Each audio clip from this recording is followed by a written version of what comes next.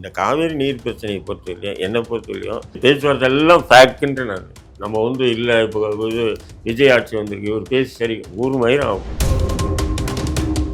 திமுகவும் சரி அதிமுகவும் சரி இந்த மாதிரி அவங்க பண்ற விஷயத்துல சோசியல் மீடியா மூலமா ப்ரொமோட் பண்றத எல்லா கட்சிகளும் பண்ணிட்டு இருந்த ஒரு இல்லை எல்லாமே பண்றாங்க. பட் இவங்க கொஞ்சம் எக்ஸ்ட்ரீமா போயிட்டாங்க. இது ஒரு குறிப்பிட்ட காலத்துக்கு மட்டும்தான் இந்த சோசியல் மீடியா ப்ரொமோட், அதுக்கப்புறம் நாசமா போயிடும். இன்னும் விளையாட்டு பொம்மை முதல்வர் பார்த்தா போய் படம் பார்த்துக்கோங்க. திமுக ஆட்சியில கூட தான் முதல்வர் போய் படம் பார்த்தாருன்னு விமர்சனம் பண்ணாங்க. சிவி சண்முகம் அவர்கள் ரொம்ப கடுமையாகவே இபிஎஸ் அவர்களை விமர்சனம் பண்ணியிருக்காரு. இதை எப்படி எடுத்துக்கிறது? தலைமை பொறுப்பு இருக்கும்போது தனக்கு கீழே இருக்கக்கூடிய தலைவர்களுடைய பேச்சை கேட்கறதோட தொண்டர்களுடைய பேச்சையும் கேட்கணும் அப்படின்றது ஒரு தலைமை எடுக்கக்கூடிய முடிவு. அந்த முரண்பாடுகள் காரணமாக தான் இப்போ வந்து ஒவ்வொருத்தராக விலகுறாங்க. அதிமுக வந்து உடஞ்சிச்சு, காலி ஆயிடுச்சு, அவ்வளோதான், இனி அதிமுக பிரிஞ்சிச்சு, அவங்கெல்லாம் ஒற்றுமையானதான் அதிமுக பலம் பெறும் அப்படின்னு சொல்றது ஒரு முட்டாள்தானே இருக்காங்க. டிவிகே வந்த பிறகு நாங்க அதிமுகவுக்கு மாற்றா இருப்போம்னு டிவிகேவை சேர்ந்த முக்கிய அமைச்சர்கள் சொல்றாங்க. இதை வந்து சாதாரணமா எடுத்து கடந்து போயிட முடியும். டிவிகேவே வந்து பார்த்தீங்கன்னு சொன்னால் ஏதோ நேற்று மழை பெஞ்ச மழையில் முளைச்ச காலம் மாரி தான். இசிகாவில் வந்து கொஞ்சம் திமுக அனுதாபிகள் இருக்காங்க. அவங்க திமுக ஆதரவாகவும் இசிகாக தாவேக்காக எதிராகவும் பேசுவாங்க. 2 குதிரையில் பயணிப்பார் எப்பவுமே திருமாவளவன். என்னன்னா ஒரு குதிரை வந்து லகானா இருந்துச்சுன்னா இன்னொரு குதிரை தாவல். திருமாவளவன் அவர்களுடைய நிலைப்பாடு என்ன சார்? அவர் எப்படி இருந்தாலும் கோல் அடிச்சுட்டு போயிட்டே இருப்பார். யார் பக்கம் சார்ந்து அடிப்பாருன்னு சொல்லுவாங்க. அது எப்படி ஒன்று எந்த நேரத்தில் இருக்கும். நாளைக்கு பிஜேபி ஆட்சிக்கு வந்தால் பிஜேபிக்கு ஆதரவாக கோல் அடிச்சுட்டு கூட போகலாம்.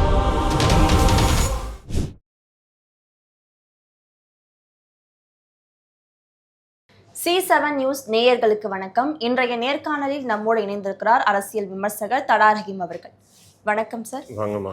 சார், அரசியல்ல எப்ப எப்படி மாறுது அப்படின்னு தெரியாத பல சூழல் இருந்துட்டு இருக்கு. அதிமுகவில் தொடர்ந்து தேர்தலுக்கு பிறகு பலவீனம் ஆகிட்டு இருக்காங்கன்ற விமர்சனம் இருக்கு. இப்ப சிவி சண்முகம் அவர்கள் ரொம்ப கடுமையாகவே இபிஎஸ் அவர்களை விமர்சனம் பண்ணியிருக்காரு. இதை எப்படி எடுத்துக்கிறது சார்? இல்லை, நீங்கள் வந்து அதிமுகவை பொறுத்தவரையிலும் அந்த சின்னம் கட்சி யார்கிட்ட இருக்கோ அந்த தொண்டர்கள் அவங்கக்கிட்ட இருப்பாங்க.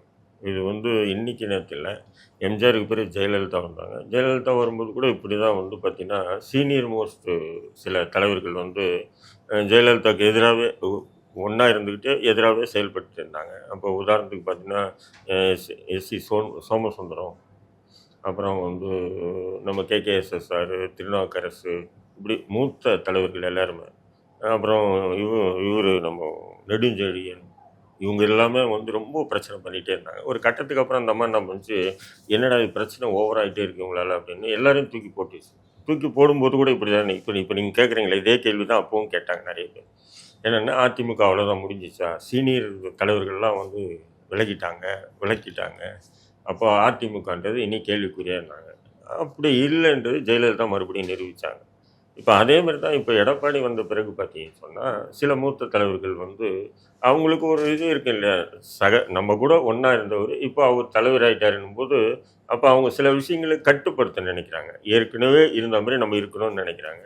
இப்போ தலைமை பொறுப்பு இருக்கும்போது தனக்கு கீழே இருக்கக்கூடிய தலைவர்களுடைய பேச்சை கேட்கறதோட தொண்டர்களுடைய பேச்சையும் கேட்கணும் அப்படின்றது ஒரு தலைமை எடுக்கக்கூடிய முடிவு. அந்த முரண்பாடுகள் காரணமாக தான் இப்போ வந்து ஒவ்வொருத்தராக விலகுறாங்களே தவிர மற்றபடி இதெல்லாம் நம்ம பெருசாக பார்க்க முடியாது. அதுக்குன்னு அதிமுகன்ற கட்சியை அழிஞ்சிச்சு அப்படின்னு சொல்லி பார்க்க முடியாது. ஏன்னா கடந்த தேர்தலில் கூட 1 கோடி ஓட்டுக்கு மேலே வாங்கியிருக்காங்க. இவ்வளோ சலசலப்புக்கு மத்தியில் கூட 1 கோடி ஓட்டுக்கு மேலே வாங்கியிருக்காங்க.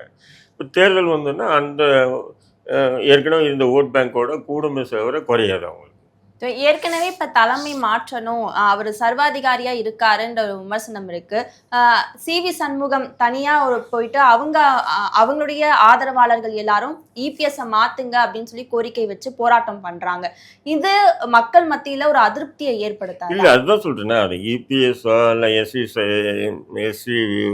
சிவி சண்முகமோ இல்லை வேற யாரோ அந்த கட்சி தலைமை அவங்ககிட்ட இருந்துன்னா அவங்க தான் கட்சி. சிவி சண்முகத்துக்கிட்ட வந்து கட்சியும் அந்த சின்னமும் அவங்ககிட்ட கொடுத்துட்டோன்னா சிவி சண்முகம் பின்னாடி தான் அந்த மக்கள் நிற்பாங்க. ஏன்னா அந்த நிர்வாகிகள் எல்லாருமே அடிமட்ட நிர்வாகிகள் இப்போ விலகி இருக்கிறது எல்லாமே பார்த்தீங்கன்னு சொன்னால் எம்எல்ஏக்களாக, எம்பிக்களாக, அமைச்சர்களாக அனுபவித்து ஒரு ஸ்டேட்டஸில் இருந்தவங்க தான் விலகி வேறு கட்சிக்கு போயிருக்காங்களே தவிர அடிமட்ட கிரவுண்டு இது வந்து விலகலை. ஒரு வட்டம், நகரம், ஒன்றியம் இந்த மாதிரி மக்கள் யாருமே பெரிய அளவுக்கெல்லாம் ஒதுங்கலை.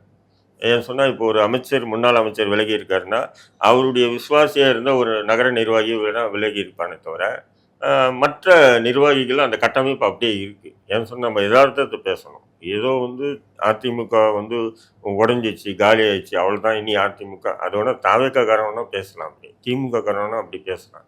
நம்ம நடுநிலையாக பார்க்கறதுன்னு சொன்னால் அப்படியெல்லாம் இல்லை. அதே அந்த கட்டமைப்போடு தான் இருக்குது அதிமுக. மறுபடியும் ஒரு ஒற்றுமைன்றது அதிமுகவில் வரதுக்கான வாய்ப்பு இல்ல, இருக்கு. எஸ்பி வேலுமணி அவர்களும் அவருடைய ஒரு அதிருப்தியில தான் இருக்காங்க, அவங்க கூட இருக்கிறவங்களும் அதிருப்தியில இருக்காங்கன்றது தெரியுது. ஏன்னா மாவட்ட செயலாளர் பொறுப்பு கொடுத்தும் வேண்டான்னு சொல்லிட்டாங்க. ஸோ இந்த மாதிரி பொறுப்புகளை ஏற்காம ஒதுங்கி நிக்கிறது வந்து அடுத்த கட்டமா அதிமுக எப்படி போகுன்ற ஒரு கேள்வி எழுது. இல்லை, நீங்கள் வந்து பாருங்க, ஒற்றுமைன்னு சொன்னால் ஏதோ 4-5 கட்சியாக பிரிஞ்சு இருக்கிற மாதிரி அவங்கெல்லாம் ஒற்றுமை ஒரே கோட்டில் வரணும்னு சொல்கிற மாதிரி சொல்கிறீங்க. அப்படி எதுவுமே இல்லையே.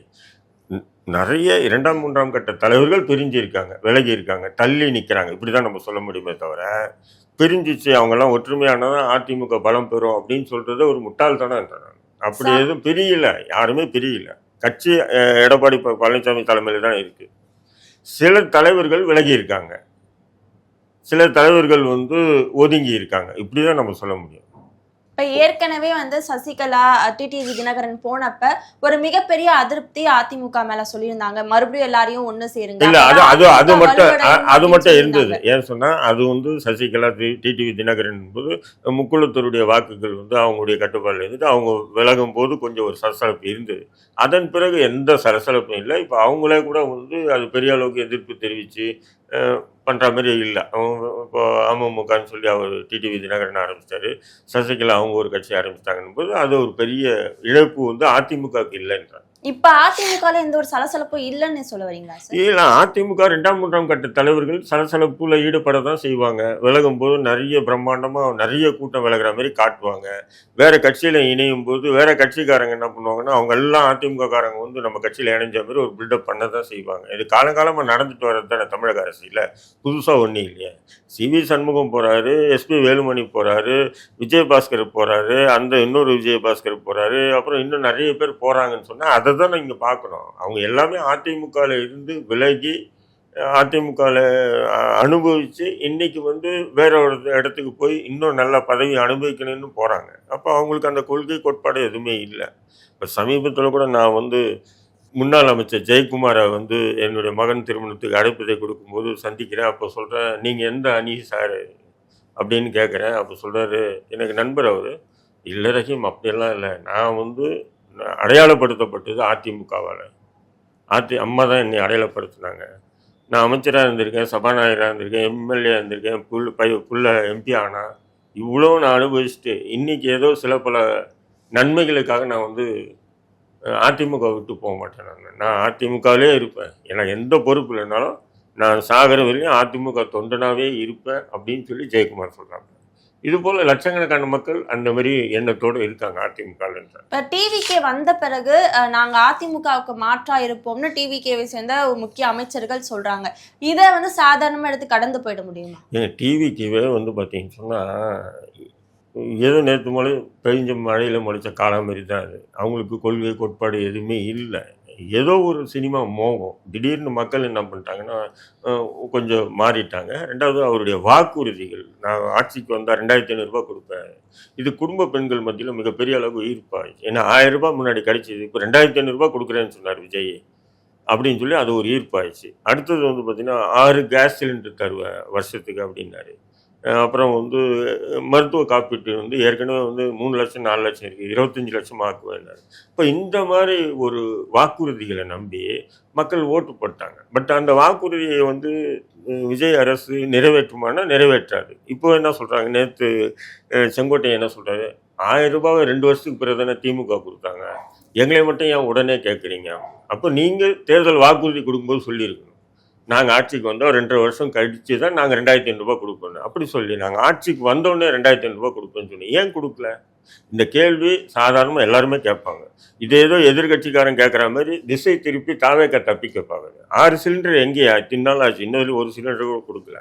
அப்போது அதேமாதிரி மருத்துவ காப்பீடு, நீங்கள் எந்த பஸ்ஸில் இருந்தாலும் பெண்கள் ஃப்ரீன்றாங்க வாக்குறுதி வந்து. இப்போ நீங்கள் வரீங்களா பஸ்ஸில், காசு கொடுக்காம வரீங்க? இப்ப அந்த நடைமுறை இருந்துட்டு தான் இருக்கு சார். சாதாரண பஸ்ல போகும்போது என்ன இலவசமோ அது நடைமுறையில தான் இல்ல இருக்கு. இல்ல அது ஏற்கனவே இருந்ததுதான் நடைமுறையில ஏற்கனவே இருக்கு. இருக்கிறதா நடைமுறையில ஆனா இருக்கு. நீங்க என்ன சொன்னீங்க ஆட்சி வருது முன்னாடி? எல்லா எல்லா இடங்கள்லயும் பஸ்ஸும் ப்ளூ பஸ், சிகப்பு பஸ், பெண்களுக்குன்னு தனி பஸ் அப்படி எல்லாம் இல்ல. எந்த பஸ்ல வேணா ஏறலாம் அப்படின்னு. இது எதுவுமே இல்லை. அப்போ வாக்குறுதி ஒண்ணு, ஏற்கனவே அந்த சினிமா மோகம், நீங்க கொடுத்த வாக்குறுதி, இது ரெண்டும் தான் உங்களை வந்து ஓரளவுக்கு ஒரு 30% வாக்குகள் வாங்க வச்சு மக்கள் மேலே. இன்னைக்கு நீங்க ஆட்சிக்கு வந்து என்ன பண்ணீங்க? இது வரையிலும் பார்த்தீங்கன்னா ஆணவ படுகொலை 8 படுகொலை நடந்திருக்கு, பாலியல் பலாத்காரம் 24 நடந்திருக்கு, கொலை கொள்ளை போதை கலாச்சாரம் எல்லாமே வந்து உச்சத்தில் இருக்கு. அப்போ நீங்க கட்சி ஆரம்பிச்சோன்னா டைலாக் என்ன? டிஎம்கேவா டிவிகேவா தான் ஃபைட்டு, சிஎம் சார்ன்னு டைலாக் விட்டீங்க. இன்னைக்கு என்ன ஆச்சு? லாக்அப் டெத்துக்கு நீங்கள் என்ன பண்ணீங்க? அஜித்குமார் லாக்அப் டெத்துக்கு சிஎம் சார் ஃபோனில் தான் பேசுவீங்களா, நேரில் போக மாட்டீங்களான்னு கேட்டார். இன்றைக்கி அதே மாதிரி கன்னியாகுமரியில் வந்து நடந்திருக்கு லாக்அப் டெத்து. ஏன் இவர் வந்து அவர் ஃபோனில் பண்ணார், இவர் ஃபோன் கூட பேசலை. அதை பற்றி ஏதோ ஒரு நாட்டில் நடந்த மாதிரி, ஏதோ ஒரு வேற்று கிரகத்தில் நடந்த சம்பவம் மாரி தானே கடந்து போகிறாங்க. அப்போ இதெல்லாம் வந்து மக்கள் பார்க்கலையா? ஏதோ சினிமாவில் இவர் பண்ண ஹீரோஸத்தை நம்பி ஒரு குறிப்பிட்ட மக்கள் வாக்களித்தாங்க. ஒரு 15% அப்படி வாக்களித்தாங்க. இன்னொரு 15% இவங்க கொடுத்த வாக்குறுதியை நம்பி ஒரு 15% பெண்களெல்லாம் வந்து ஏழை நடுத்தர வர்க்க பெண்கள் வந்து அந்த 2500 ரூபா அந்த 6 சிலிண்டருக்கு தான் ஓட்டு போட்டாங்க. புரியுதுங்களா? இப்போ இது இல்லைன்னும் போது இவங்களுக்கு ஃபெயிலியர் தான். ஆனால் இன்னொரு ஒரு ஆட்சிக்கு வந்து அந்த கட்சியிலேருந்து ஆளை தூக்குறது, இந்த கட்சியிலேருந்து ஆளை தூக்குறது, அந்த எம்எல்ஏ வாங்குறது, இந்த எம்எல்ஏ வாங்குறது, இந்த வேலையாக தான் இருக்காங்க தவிர ஒரு ஆட்சியினுடைய அந்த ஒரு மக்களுக்கு நம்மளை நம்பி போட்டிருக்காங்க வாக்குன்னும் போது நாம் முதல்வராக இருக்கோம், நம்முடைய ஆட்சி நடக்குது, இங்கே வந்து மக்களுக்கு எந்த ஒரு தவறும் நடக்காமல் நம்ம பார்த்துக்கணுன்ற அக்கறை கொஞ்சம் கூட இல்லை. ஆனா தொடர்ந்து மக்களும் வந்து விஜய் அவர்களை எந்த ஒரு இடத்துல குறை சொல்ல மாட்டேங்கிறாங்கன்னு தான் இருக்கு. இந்த 2500 ரூபாய் இந்த விவகாரத்துல கூட இப்ப நிதிநிலை என்னன்றது புரியுது, அவங்க பொறுமையா கொடுக்கட்டும்னு சொல்ற மக்களையும் பார்க்க முடியுதே. இது எல்லாமே அவங்களும் அதை எப்படின்னு சொன்னால் வாய்ஸ் ஆஃப் காமன் சொல்லி வச்சுக்கிட்டு ஒரு 500 பேர் வேலை செய்கிறாங்க. அவங்களுக்கு வேலையே அதுதான்.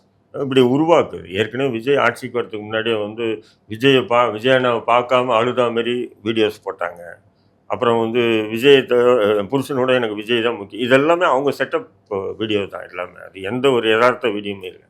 அதேமாதிரி குழந்தைங்களை வந்து விஜய் வந்து ஓட்டு போடாத மாதிரி ஒரு இதெல்லாமே. இப்போ என்ன பண்ணுறாங்கன்னு சொன்னால் ஆட்சிக்கு எதிராக எதுவும் நடக்காத மாரியே வந்து அந்த மாதிரி வீடியோ போட்டு அவங்க வந்து சோசியல் மீடியாலே வந்து காம்ப்ரமைஸ் பண்ணுறாங்க. இது ஒரு கட்டத்துக்கு மேலே வந்து இது பாஜக இதை செஞ்சது தான். பாஜகவுக்கு தெரியாத ஒன்றும் இல்லை. மெயின் ஸ்ட்ரீம் மீடியாலாம் அவங்க கட்டுப்பாடில் வச்சுட்டு எல்லாமே பண்ணாங்க.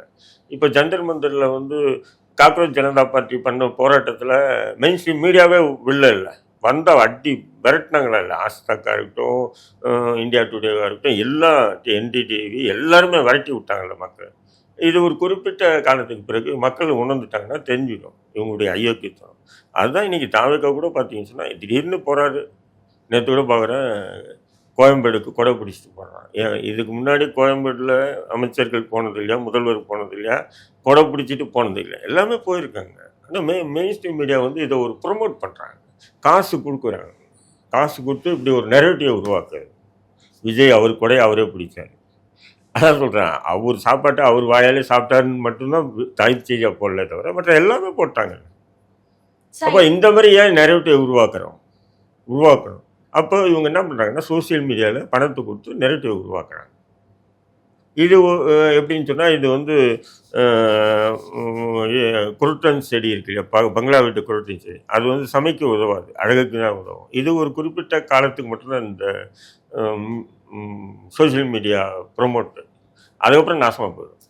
ஆனால் இது வந்து திமுகவும் சரி அதிமுகவும் சரி இந்த மாதிரி அவங்க பண்ணுற விஷயத்துல சோஷியல் மீடியா மூலமா ப்ரொமோட் பண்ணுறத எல்லா கட்சிகளும் பண்ணிட்டு இருந்த ஒரு இல்லை எல்லாமே பண்ணுறாங்க. பட் இவங்க கொஞ்சம் எக்ஸ்ட்ரீமாக போயிட்டாங்க.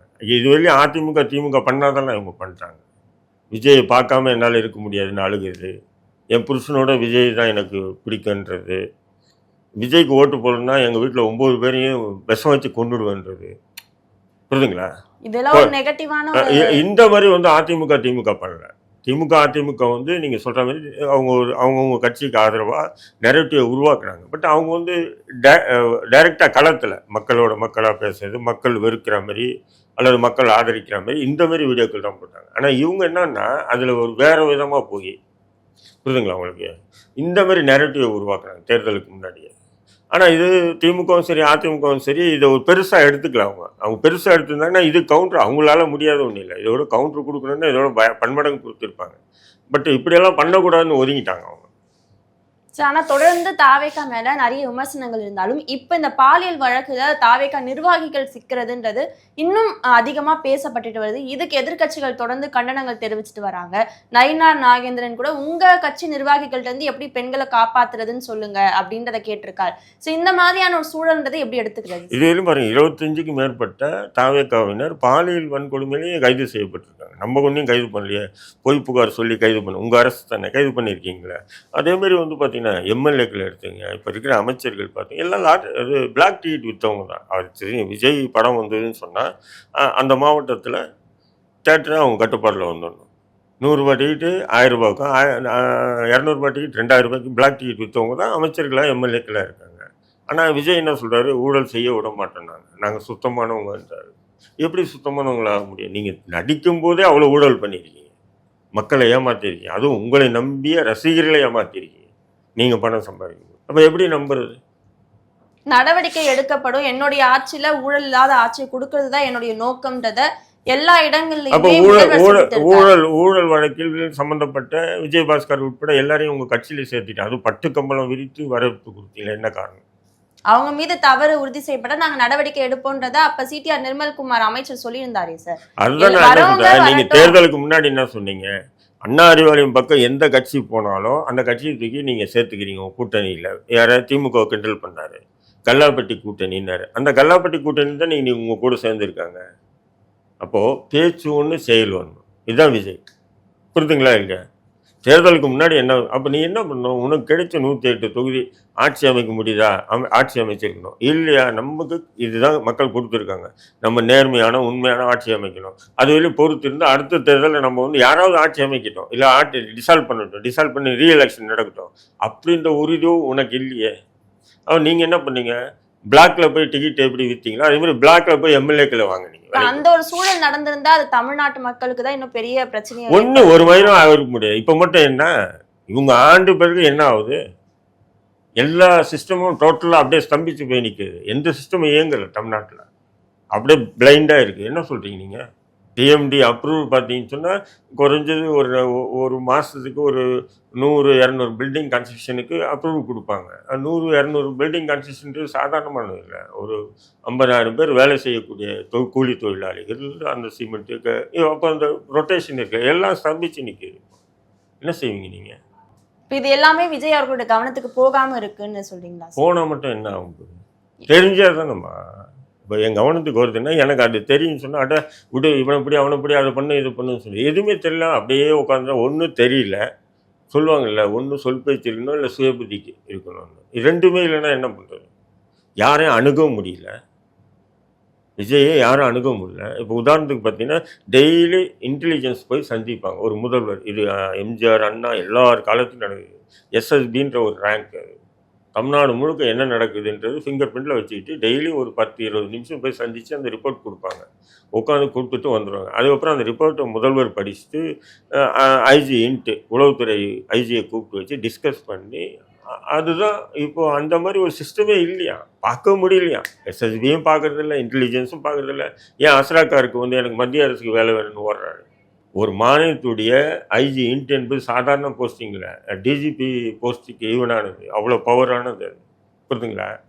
அந்த பவரான போஸ்டிங் எனக்கு வேணாம், மத்திய அரசுக்கு அனுப்புங்கன்னு சொல்லி எழுதி கொடுத்துருக்காரு அவ்வளோ. ஏன்னா இங்கே சந்திக்கிறது இல்லை. அப்போ நாளைக்கு எதுனா சட்டம் ஒழுங்கு பிரச்சனைன்னா நம்ம தலையில் தூக்கி போடுவாங்க, நம்ம ஓட பார்க்கணும், ஓட பார்க்குறேன். சார், தாவேகா ஆட்சியில முதல்வரையும் தாண்டி அமைச்சர்கள் மீதும் நிறைய விமர்சனங்கள் வைக்கப்பது. இப்ப இடையில ஜெகதீஸ்வரி அவங்களுடைய ஆடியோ லீக் ஆனப்ப அது மிகப்பெரிய விஷயத்துல பேசப்பட்டது. இந்த மாதிரியான ஒரு நிகழ்வுகள் இதெல்லாம் எப்படி எடுத்துக்கிறது சார்? இந்த மாதிரி ஆடியோ லீக் ஆகுது, இந்த விஷயம்ல அவங்களுக்கான தவ போகிற வைக்கிற நெரேட்டிவ்னு எடுத்துக்கலாம். அவங்களுக்கு என்ன பொறுப்பு இருக்குன்னா அவங்களே இன்னும் உணரலன்ற விளையாட்டுத்தனமாகவும் இருக்காங்க. முன்னாடி எப்படி ரீல்ஸ் போட்டு விஜயுடைய போஸ்ட் ஓட்டும் போதும், விஜயுடைய படம் பார்க்கும்போதும், விஜயுடைய படம் பார்த்துட்டு வெளியே வரும்போது ரீல்ஸ், அதே நிலையில் தான் இன்றைக்கி கூட இருக்காங்க. கூட ஜனநாயகம் படம் ரிலீஸ் ஆச்சு, நீங்கள் பார்த்துருப்பீங்க. ஒரு அமைச்சர் சொல்கிறாரு, நான் 3 நாள் லீவு கேட்டிருக்கேன் முதல்வர்கிட்ட. எதுக்கிட்டனா ஜனநாயகம் பார்க்குறது. 3 மணி நேரம் பார்க்கறதுக்கு லீவு கேளுன்னு பரவாயில்ல, 3 நாள் எதுக்கு லீவு கேட்டாங்க? அதையும் மாத்தி சொன்னாருன்னா லீவ் ஏன் கேட்கல. சொன்னா இல்லை 3 நாள் ஏன் கேட்குறான்னு சொன்னால், அவன் அந்த கையை அறுக்குது, அவனுக்கு ஏற்கனவே பிளாக் டிக்கெட் கை அது, புரியுதுங்களா? தேட்டரில் போய் டிக்கெட் வாங்கி விற்கணும், அதுதான் 3 நாள் லீவு. படம் பார்க்கறதுக்கு 3 மணி நேரம் போதும் இல்லை? ஒரு நாள் தானே சார் லீவ் கேட்டாரு. அந்த ஒரு நாள் லீவ் கேட்டது 3 ஏன் நாள்னு சொல்கிறாரு, கேட்டீங்கன்னு 3 நாள் கேட்டாங்க. கேட்டாருன்றார். இன்னொருத்தன் உட்காந்து அழுகுறான். என்னன்னு சொன்னால், அடடா இப்படியெல்லாம் படம் எடுத்து இப்படியெல்லாம் படம் எடுத்து நம்ம சம்பாதிச்சிட்டு இருந்தோம், பாவி இதோட முடிச்சிட்டாங்களே அப்படின்னு அழுகு. வேற என்ன அழுகு? அப்போ இதெல்லாம் என்ன அமைச்சர்களா? இது என்னம்மா? தமிழக சட்டமன்றம் வரலாற்று சிறப்பு வாய்ந்தது. அந்த சட்டமன்ற உறுப்பினர்கள் அமைச்சர்களாக இருந்துட்டு இன்னும் விளையாட்டு பொம்மை முதல்வர் பார்த்தா போய் படம் பார்த்துக்கோங்க. திமுக ஆட்சியில கூட தான் முதல்வர் போய் படம் பார்த்தாருன்னு விமர்சனம் பண்ணாங்க. திமுக ஆட்சியில் போய் பார்த்தாரு, அது வேறு விஷயம். விஜய் போய் முதல்வர் படம் பார்த்தாரு, ஜனநாயகன். அவன் நடித்த படம் அவன் போகாமல் யார் போவான்? அது இதெல்லாம் ஒரு ப்ரொமோட்டாக தானே ஓடுது. இப்போ இதனால் என்ன மக்களுக்கு நன்மை? ஒன்றும் இல்லை, எதை பற்றியும் கவலை இல்லை. இத்தனை நாளாக பார்த்தீங்கன்னா இந்த கம்யூனிஸ்டுகள், விடுதலை சிறுத்தை, இந்த முஸ்லீம் லீக் இவங்கெல்லாம் திமுகவுக்கு ஜிங் சாக் போட்டு உட்காந்துருந்தாங்க 5 வருஷம், கடந்த 5 வருஷம். இப்போ அப்படியே மாறிட்டாங்க. இப்போ தாவேக்காவுக்கு ஜிங் சாங். ஆனா தாவேக்கா இப்போ நேற்று கூட வன்னி அரசு ஒரு இது வைக்கிறாப்புல, என்ன சொல்கிறாப்புல, அனிதா மரணத்தில் போய் விஜய் போய் சந்திச்சனால தான் நீட்டு போராட்டத்துக்கு ஒரு விடிவு கிடைக்கும். பாவி, தேர்தலுக்கு முந்தைய வரையிலும் அந்த திட்டிட்டு உட்காந்துருந்தான் வன்னி அரசு. ஆமாங்க, தாவேக்காவை தேர்தலுக்கு முன்னாள் வரையிலும் அவ்வளோ தாவேக்காவை திட்டிருக்கான். இன்னைக்கு பாருங்க எப்படி அப்படியே அண்டர்பல்ட்டி. இவெல்லாம் போராளியா, பகுத்தறிவாளரா, நாசமாக போனது. தாவேக்கா ஆட்சியில நிறைய விமர்சனங்கள் இருந்தாலும் அதை எதிர்கட்சிகள், தோழமை கட்சிகள் அவங்களுடைய கண்டனத்தை பதிவு செய்யறாங்க. இப்ப கூட தமிழ் தாய் வாழ்த்து விவகாரத்துல கடுமையான ஒரு தாக்குதலை கம்யூனிஸ்ட் கட்சிகள் சேர்ந்தவங்க முன் வச்சிருந்தாங்க. எதுக்காக தமிழ் தாய் வாழ்த்துக்கு 3வது இடம், இதுக்கு கண்டிப்பா முதலமைச்சர் வாய் திறக்கணும் அப்படின்றத சண்முகம் உட்பட தோழமை கட்சிகள் முன் வலியுறுத்தி இருந்தாங்க. அதாவது ஒரு ஃபார்மாலிட்டிக்கு ஒரு அறிக்கை கொடுத்துட்டு வீட்டில் உட்கார்றது இல்லைம்மா. இது ஒரு உயர்நாடி பிரச்சனையா நீங்கள் பார்க்கறது இல்லை. தமிழ்நாட்டில் தமிழ் தாய் வாழ்த்துக்கு தான் முன்னுரிமை என்பது நீங்கள் எந்த அளவுக்கு உணர்வு கொள்ளாத வீறு கொண்டு எழுதணுமா இல்லையா?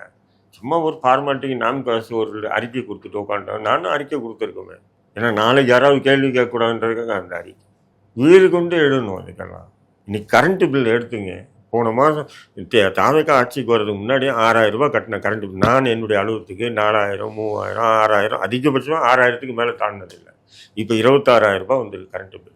கேட்டால் என்ன சொல்கிறான், 11,000 ரூபாய் கரண்ட்டு பில்லாம், 16,000 ரூபாய் ஏதோ சார்ஜான். என்ன இருக்குது? ஒன்றுமே புரியலையே.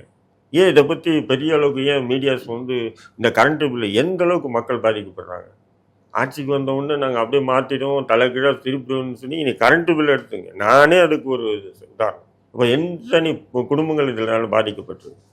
சார், தொடர்ந்து இந்த மாதிரி விஷயம் இருக்கும்போது இப்போ விசிகா மேலேயும் நிறைய விமர்சனங்கள் வைக்கப்படுது இல்லை சார்? விசிகாலே ரெண்டு கோஷ்டியா மாறி இருக்கா இப்போ கட்சி அப்படின்னு நிறைய விமர்சனங்கள் வைக்கிறாங்க.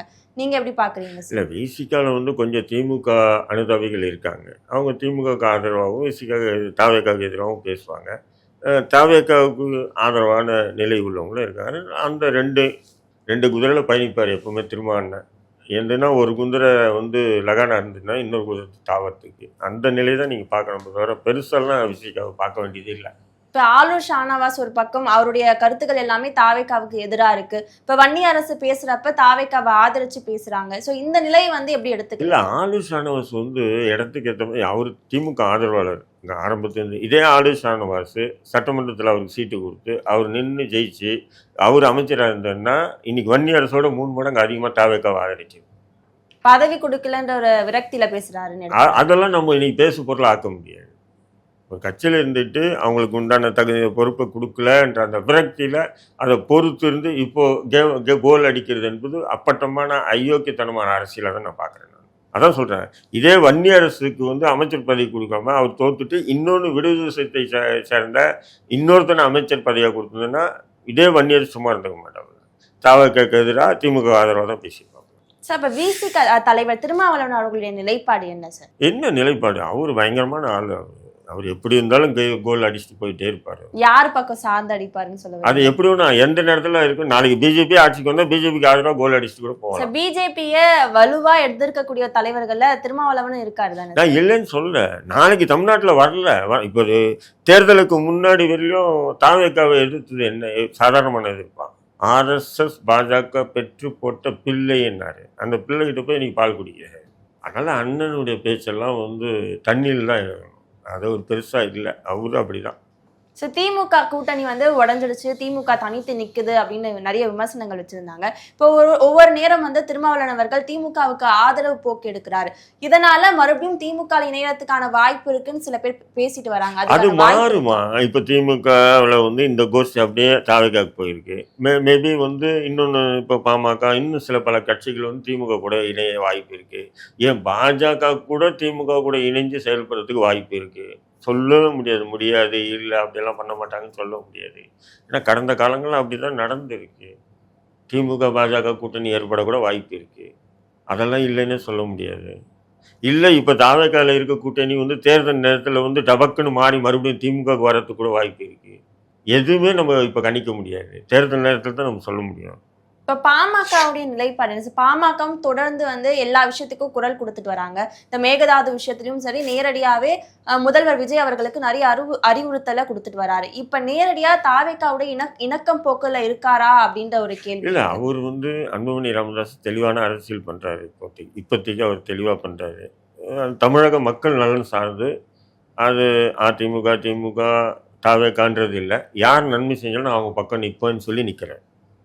அந்த அடிப்படையில் தான் பார்த்தீங்கன்னா இப்போ சாதிவாரி கணக்கெடுப்பு தாவேக்கா அரசு சொன்ன அடுத்த நிமிஷம் போய் முதல்வரை சந்தித்து வாழ்த்து தெரிவிக்கிறாரு. அது இதுவரையிலும் திமுக அதிமுக மாறி மாறி ஆண்டு இருக்காங்க. இவங்க ஆட்சியில் நான் பலமுறை கோரிக்கை வச்ச நிறைவேற்றல, தாவேக்கா நிறைவேற்றிருக்கு, அதுக்கு நான் வாழ்த்துறேன்னு சொல்கிறாப்புல. அப்போ இந்த மாதிரி அரசியலும் தமிழ்நாட்டுக்கு தேவைதானே. அவர் அந்த அரசியலை கொண்டு போகிறாரு. இப்போ அன்புமணியோடைய அரசியல் பாதைன்றது இப்போ கரெக்டாக இருக்குது. இப்போ கரெக்டாக இருக்குது. நாளைக்கு தேர்தல் நேரத்தில் எப்படி வேணால் மாறும். அவருக்கும் இப்போ இருக்கிறது நாளைக்கு பேசவும் முடியாது.